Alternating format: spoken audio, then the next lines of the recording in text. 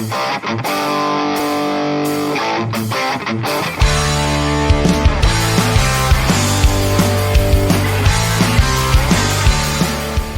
are you guys doing?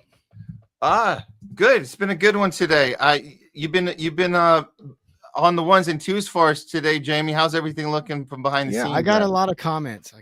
I think we're ready for this one today. Oh shit. Let's do it. What do we got? It's the first one. All right, let's just jump into it. Well, Jungle Jer would like to know, what is the link to that opening video? They want to send it to two very stupid friends that have been arguing. Jungle Jer has been arguing with for over the genocide. Yes. Can you share that link? He's talking he's to referring to the opening where there was a U.S. soldier telling us what happened when when a little Palestinian boy came up and was murdered within minutes after saying thank you to him in English. Thank you for the food. A starving kid. And he was the soldier was so traumatized he had to go and make a TikTok video about it. And he talked to so that we first saw it on Instagram. I didn't grab it right away. I thought I lost it. Yeah. And then somebody shared it on Twitter this morning. So I don't have the link in front of me, but we should get that to people. It's on Twitter and Instagram right now. It was shared on multiple platforms. So I would just say type in U.S. soldier Palestine boy. I like the way he ended it. He said, and this is what we're funding. Yep. This is what we are doing. We're all complicit with that. Yeah. All of it. Yeah. And I don't like being complicit with that. That's why it needs to stop. Yeah. All right. Thank you, Jungle Jer. Yeah. So look for that on Twitter, Jungle Jer. But I agree. That's the kind of thing that we need to be sharing with our friends who aren't buying it. All right. Next one. Longmeadow. The U.S. voting population desperately needs a third party to make major inroads. But does the voting population change their mindset to allow fair playing field? Two-tribe mentality must go. So this was a bit of a side conversation, but I wanted to comment on this because I agree where you should only be voting for third-party options, independent options, vote for your dog. And the only wasted vote is a vote for Republicans or Democrats. But I think we're also past the point where voting can fix the problems. I don't believe in electoral politics as a solution anymore. I think we're too far gone. And what is the solution? Revolution? I didn't say that. But you can read between the lines, I guess. But yeah, I think we're past the point of electoral politics. And yeah.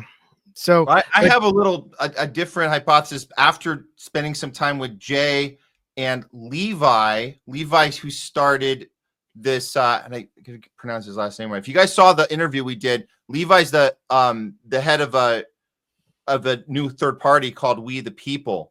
And Jay's been doing some work. Our co-host Jay Scott has been doing some work with Levi, and they actually do a Twitter space on every Wednesday night, 6 p.m. Pacific, 9 p.m. Eastern, talking about third-party organizing. And I heard language from them I haven't heard ever before, as far as and this might be important because Jayme, like, not to go against what you're saying, it might be hopeful or hopeless, but there's something that could still be accomplished in the organizing part of it to show how to run a third party with total transparency, how to force people that are running in positions, local positions, not just go presidential, but go around to all the different cities and pick up these positions. And when you're running, there's a way you can force, because it's a private company. Look, all of these political organizations are private. They can do whatever they want in primaries, right? They don't. That's why the Democrat. No one went. No such thing as a Democrat. Yeah, right. So they can do whatever they want. So in their bylaws, this is what was explained to me by Levi. It's pretty fascinating. In the bylaws, it's kind of the exact opposite that you see in any of these other third parties, where the candidate, if you're going to run, you have to check these boxes and agree to these things about how you're running, and the transparency has to be there from the beginning. And if you don't follow these things, you're out. They will boot you the hell out. So if you get in, you have an obligation. Your job is you're required to show the money, the paper trail of every effing dollar. Yeah. And you also have a responsibility to the things that you signed up for, the things you're going to be working for your constituents. And if you don't do those things, you're out too. They'll switch you right out. Why are they so willing to switch you out? Because they work with other third parties. And the goal, and this goes back to what you're saying, Jayme, it's not necessarily the goal is we're going to have a real third party movement. The goal is to show the American people how politics can actually work. Just kind of educate you and say, we don't have to, we can actually work with other third parties. We can hold each other accountable. So it's kind of like stirring the pot of just kind of mixing up the entire thing and showing people we've never seen anything like this before, regardless of if the outcome is you get on a presidential ticket or not, or if you get more than 1.4% of the vote in a presidential year, if that's not necessarily the goal or not, but the goal is to re-educate the people on how politics is supposed to work. Yeah. If that fails, then I'm all in with you, Jayme. Then we say, okay, I think that's actually nothing works. You know, I think that's actually a good approach, but I think the problem is so severe. I don't think that's going to be enough to fix it. Mm-hmm. And I think you'll get some successes on local levels. Good luck trying to get into anything in a federal position, but maybe after a couple of years, you might get somebody through. But here's the thing: if you're effective at doing some of these jobs in your local level, they're going to find a way to get you out, and you're not going to. Maybe you could last a decade, but I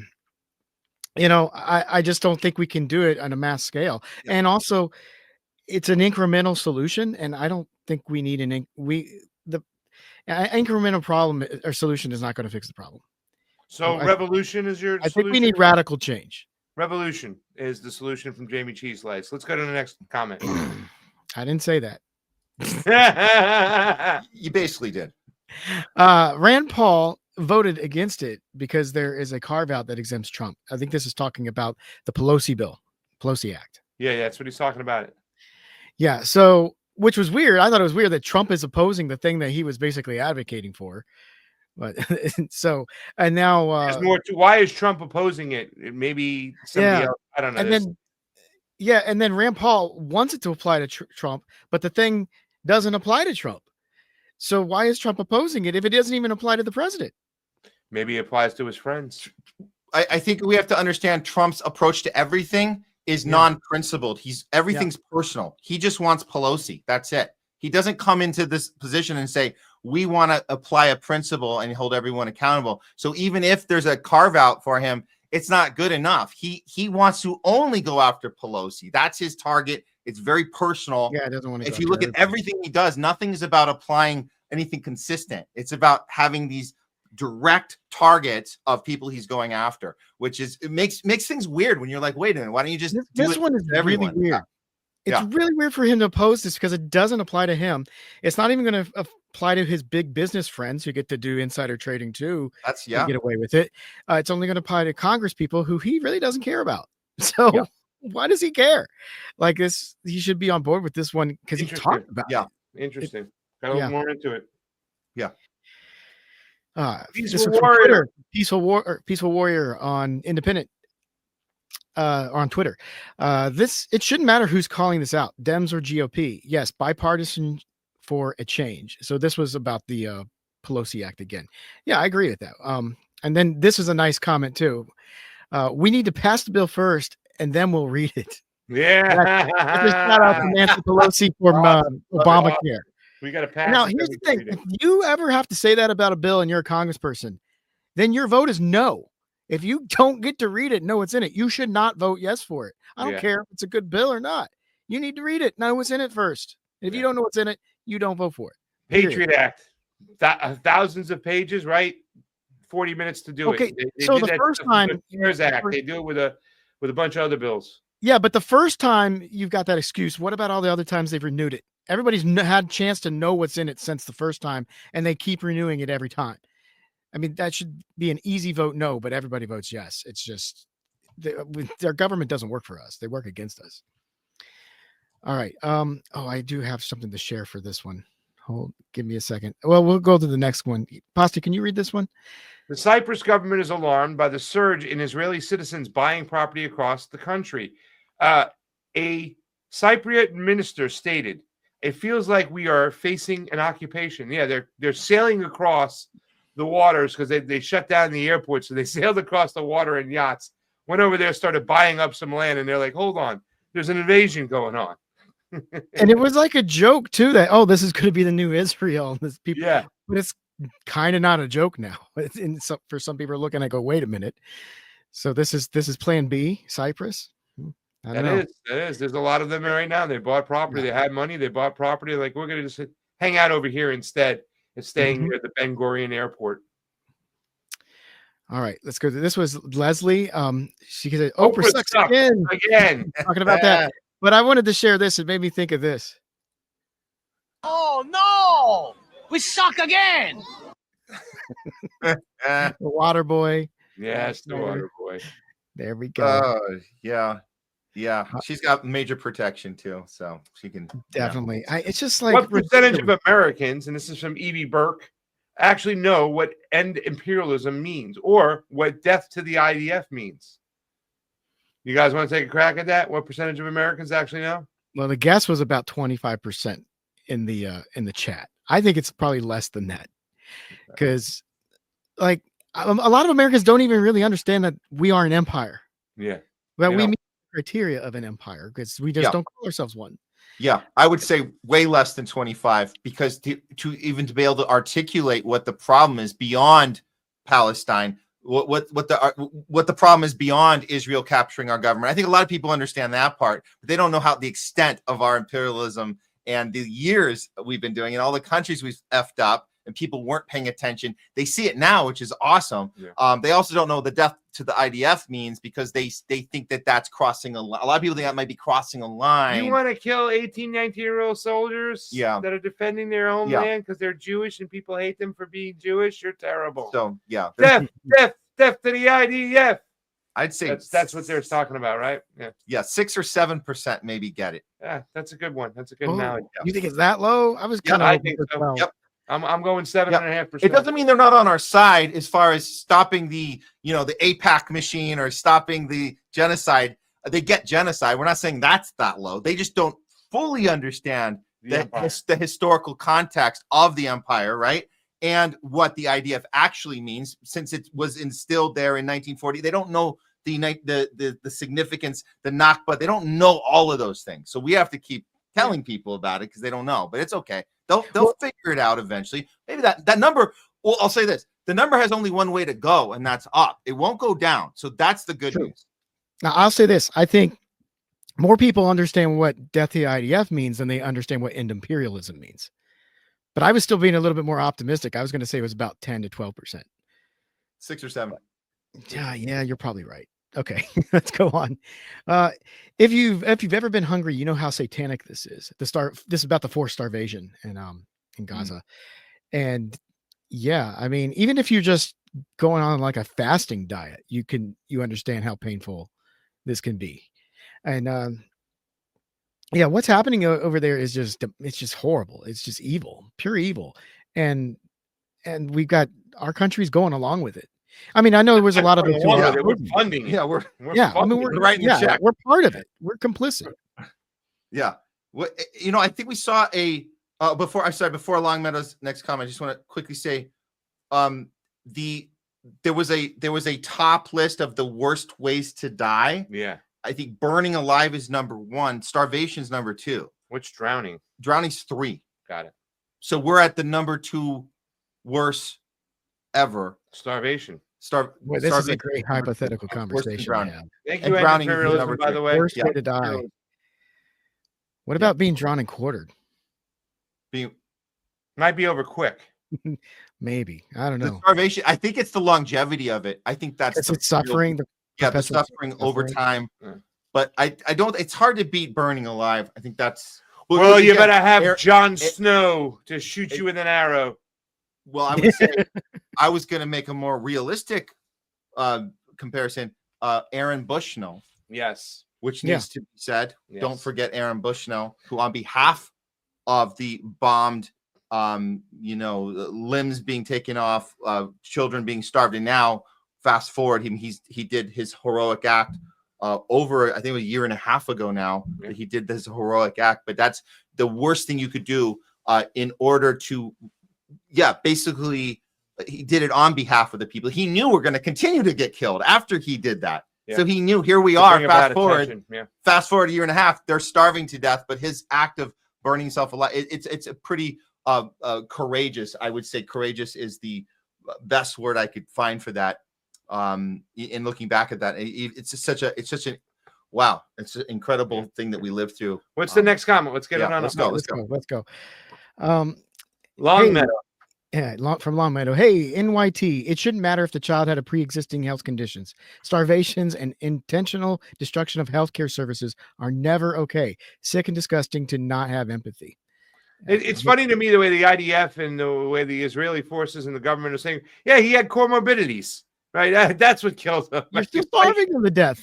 Can I double down on? We asked Steve Plankin about his opinion on that, and he was like, "Look, the New York Times made a bad error there," and I was like, "Well, look, I might be able to see that they were played and they were like duped, but the more I think about it, I'm going to double down on my initial assessment.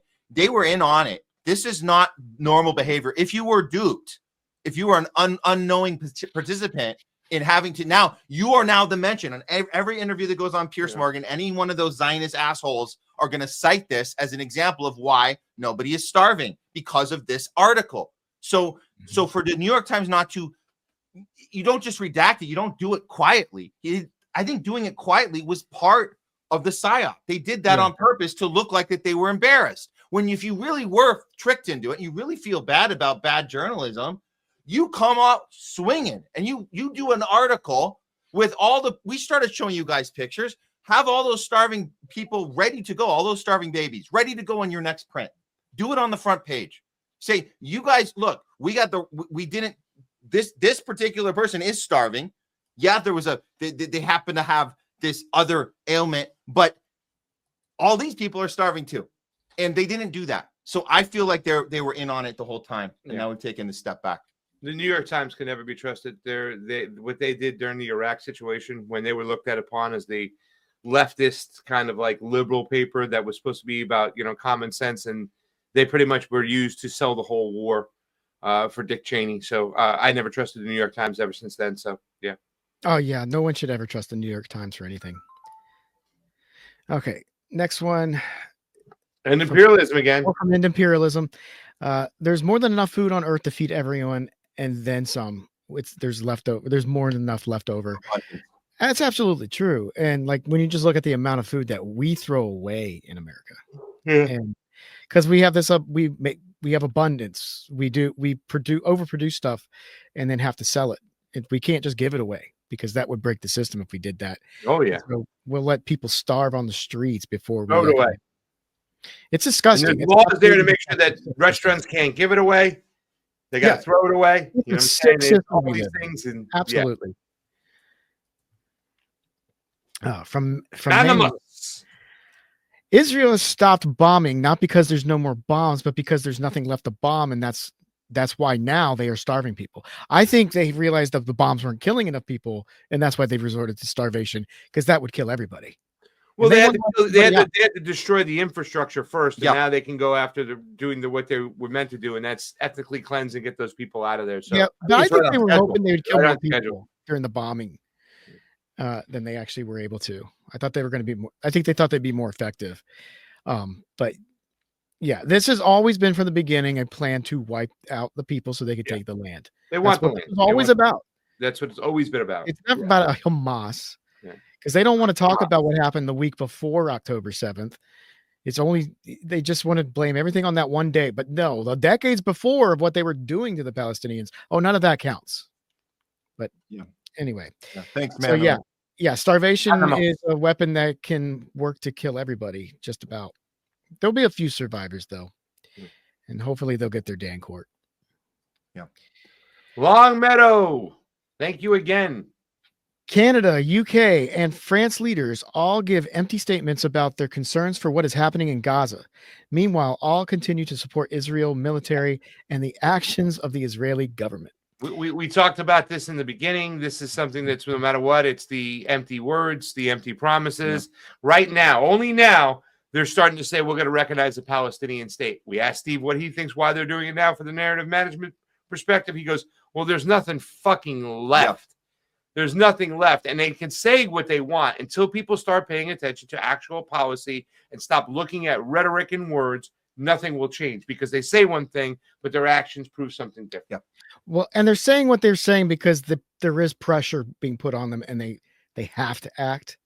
And also, I think France is legally obligated because they signed, was it the Geneva Convention or one of those treaties they signed where they're supposed to stand up against genocide, like legally, and they're not. So they have to actually pay. They have to pay lip service to it at least. But yeah, I think that the pressure is getting to them where they have to act. Well, remember, guys, it's just words. It's all it is. It's words. Oh yeah, and I mean and the words aren't being said are the part about why. Why is this happening? So all of these different news outlets, all these different world leaders, they're saying the thing is happening. They're insinuating that there's this problem that there's a lot of factors involved, and it might just be what you would see in a common famine, or you might be because Hamas isn't cooperating. Famine. Yeah, well, this is the kind of suggestive language that comes with it. Just because you're acknowledging the starvation doesn't mean you're taking responsibility. And like our viewers are saying, like we're still supporting the military, we're still writing the checks, and like AOC will tell you, we still have to give the Iron Dome our money because that's important to protect Israelis because they're the ones that are in danger right now, which is a complete joke. So again, there's ways you can just say words and then continue doing the policy. Yeah, it's more like important to protect her political career, thinking that Israel still will be in charge later on. See, she's betting that Israel will still be in charge and all that money will still be controlling the politics. So that's what she's trying to appease. But if this falls apart, then she's just ruined her political career. So that's where she's gambling. Also, I think that the West has never seen a treaty or an agreement they didn't want to break. It's like especially Americans, agreements are meant to be broken. Like we don't, our word isn't our bond. We don't care about anything. We'll tell you whatever we need to tell you just so we can get one over on you in the future. Well, it's been on steroids too with the Trump administration. I don't think like he says shit one day and does something the other. I think Russia has no interest in even listening to the guy anymore. You know what I'm saying? One should make an agreement anymore. It's just terrible. Yeah, no one should make an agreement. It's not just us. It's not just us. It's the whole West. I mean, you got the Minsk Accords, and this goes back hundreds of years. I mean, ask the Native Americans how treaties went with the United States. Yeah. I mean, we broke every single treaty we ever signed with the tribes. So our word means nothing. Our treaties are worthless. So let that be a lesson to other foreign nations. Yeah.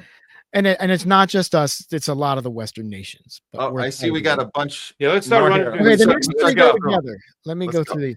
So we got End Imperialism asked, are Matt and Pasta in the same room now or just good editing? It's good editing. Yeah. We're in Hollywood, baby. We edit this in real time. We're not. Yeah, Leslie chimed in, said excellent screen editing, especially when they look at each other. And then a dingo. Right now I'm looking at a wall, but it looks like I'm looking at Matt. See? It's especially when you're looking longingly into each other's eyes. Dingo ate me, baby. Okay. We were having a little bit of fun in the chat. It wasn't all doom and gloom. So this was Evie Brick was the combo couch pasta and wine. Pasta with wine. That's a good. And don't forget the cheese slice. Yeah, that's right. Longmeadow. All right, Longmeadow. All sentient. This was to all sentient beings.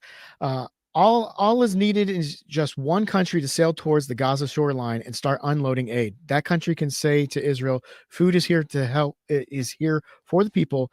Do not try to stop us." And you know what? If some country did this, Israel and the United States would say that's an act of war. Of course, they would try to sink ships. I mean, Christian Smalls is being beaten and tortured right now. Yeah, tortured. Look, this doesn't need to happen. It shouldn't happen. It could end right away. They've created their own crisis so they can do what they want to do, and that's normally what they always do. It's an ethnic cleansing colonization project. And, the United States had theirs, so now they're going to back Israel and theirs. And Israel wants to expand their territory. And they've always wanted to expand their territory. It's not about them being Jewish and being hated by the Muslim community and around people that hate them. No, it's about them stealing land and colonizing a whole area. And they're going to go along with it. This is the colonization project. That's all it is. Yep. Same thing we did with the Indians. Yep. Look, you got to remember we're both Zionist countries. Israel's a Zionist country. United States is a Zionist country. Yep. Just there's a lot of non-Zionists in the United States that are harder to control. Yeah. All right. This is going on to Bernie Sanders from Wichita. What have they got on you, Sanders? Well, I can tell you the Jane Sanders stuff was really scary. Donald Trump seemed to have changed a lot about that. It was the first Trump administration that was coming on in, and they had threatened to go after Jane Sanders for some what they had said, some fraudulent paperwork she had done out of college to get them funding, and they were going to use that to hang her. So I mean, yeah, there's a lot of things they got on you. Steve had explained it to, like, we're going to show you a different angle of the Kennedy assassination. You play ball, or that same video will be made about you. So these are sick, demented, twisted, fucking evil people, and they will threaten not only your livelihood but your family's livelihood and your family's livelihood. And they're controlling our country. That's how much they'll do. Go ahead. You remember that black eye situation? The black eye, 2016. Yeah, I remember hearing that and going, "Oh, that's got to be an exaggeration." But I mean, looking at everything we've learned since, that there's something to that. He stopped. That was when he stopped talking. After we saw that, he had nothing to say, anything more. And then fast forward 4 years, and he's number one in the polls again in 2020 in January, right before the lockdown. Here's Bernie Sanders, number one. Everyone's freaking out. Joe Scarborough's freaking out. Chris Matthews got fired for it. Yeah. Everybody's freaking out that he's number one in the Democrats. And he says on camera about himself, I'm only ahead because Putin wants me to be ahead. You literally called Russiagate on yourself. And that was it. So that's what happened once he got a rough up. He had nothing to say against the Democratic Party ever again. And so much was seen in Nevada that we understood what was going on. We understood that the Democrats had cheated Bernie in the past. When you have a situation where they can't cheat you, like a caucus, and you see what he's doing and he takes the lead, all of a sudden everything just goes for Joe Biden after. It's just so much was proven over there about our election system, primaries, whatnot. And Bernie Sanders, instead of joining that movement, capitulated towards it. And that's why we are where we are today. Yeah. Biggest cuck of all times. All right. Yeah, it's been a sad disappointment. But, the more we see of Bernie Sanders today, the less and less I feel bad about supporting Tulsi in 2020. Yeah. But all right. That still wasn't a good plan. A few more. We'll wrap it up. All right. Pamela Drew. Of course, the members of Congress want to protect victims. We can see their commitment to innocent lives, from cuts to SNAP benefits and starvation in Gaza. It's all about the kids. Yeah. Love the sarcasm. That's great. That's great. Pamela Drew, they always do stuff for the kids, but they don't care about the kids. They don't care about us. They care about protecting the people who abuse kids.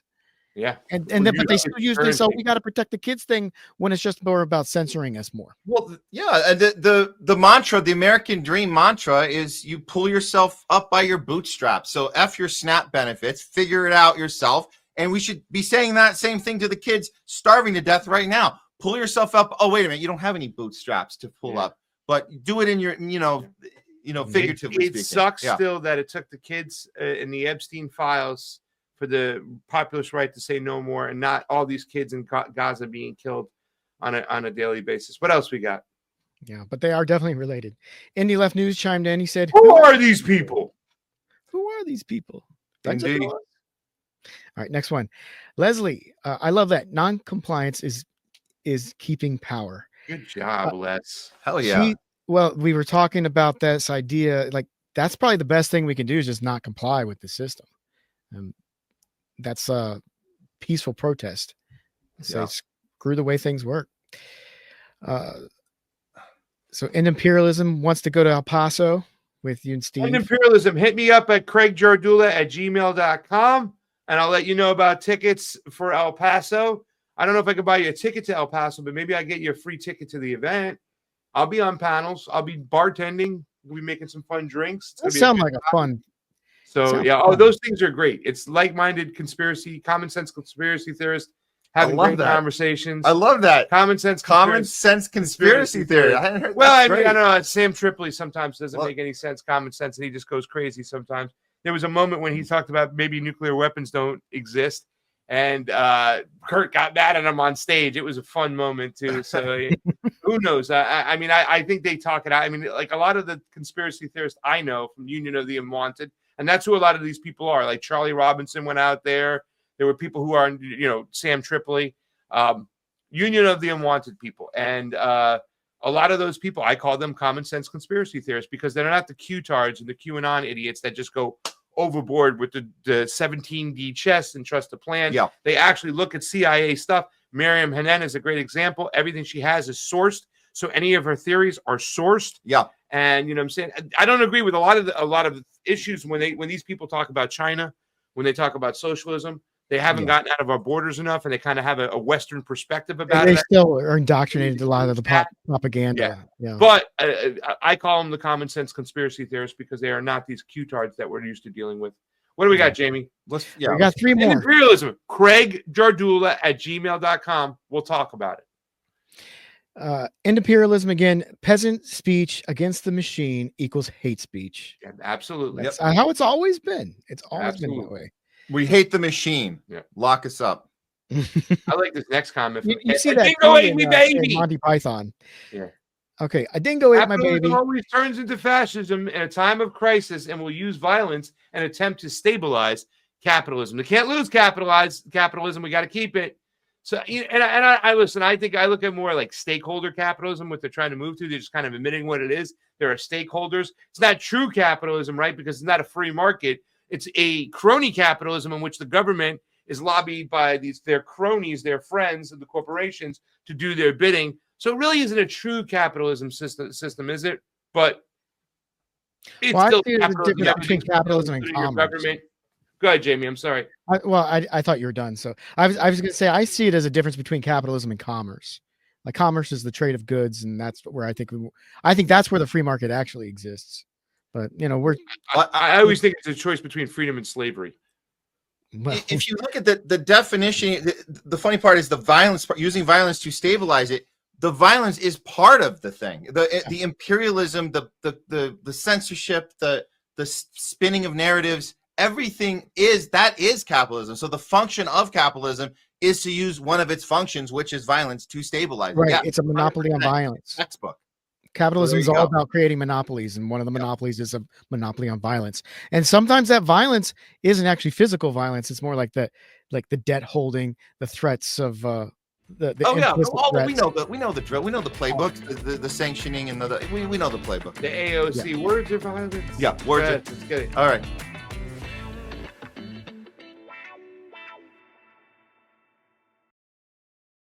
Okay, let me take a moment to introduce you to our good friends over at World Harvest Food Bank right here in LA. World Harvest has been serving families across Los Angeles for 18 years now, and they started with this simple idea. Everyone deserves access to healthy, affordable food no matter what they're going through. With their Cart with a Heart program, families can walk away with a full cart of groceries, fresh produce, dairy, meat, and pantry supplies for just a $50 contribution. That's for the entire cart. That same cart will cost over $300 at a typical grocery store. At World Harvest, everyone is welcome. They don't ask for income verification, ID, or any paperwork. No. Basically, their doors are open to anyone who's doing their best, but just needs a little extra push to get by. If you're an Angelino like me, you know the times have been tough here. First with all the union strikes, the LA fires, and now the ICE raids going on. It seems like we're living in a constant state of uncertainty. And that's why it's so important to support local charities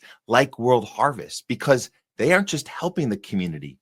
They're an essential function in its very survival. World Harvest is located at Venice and Arlington. And right now, you can use our special discount code THL20 for 20% off your contribution amount at checkout. And if you're not in the LA area, you can still help out with a $50 donation, which will provide a full cart of food for a family by going to worldharvestfoodbank.org or scan the QR code for more info. Or you can just spread the word. Follow them online. Let people know they're here for them, because at the end of the day, it's about providing choice, access, and relief without barriers. World Harvest Food Bank. End hunger now.